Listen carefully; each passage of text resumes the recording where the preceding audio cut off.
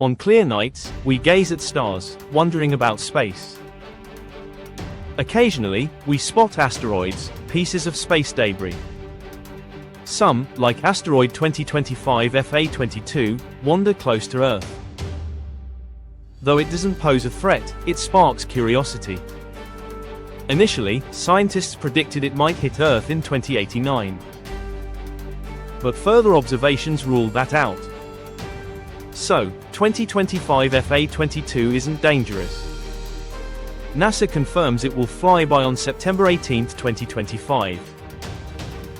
At 520 feet wide, it's like a small building. Approaching at 523,000 miles away, it's safe by cosmic standards. Traveling at 38,600 kilometers per hour, it's fast. However, it doesn't meet the criteria to be classified as hazardous. Remember, space can be fascinating but also safe. Stay curious and keep watching the skies.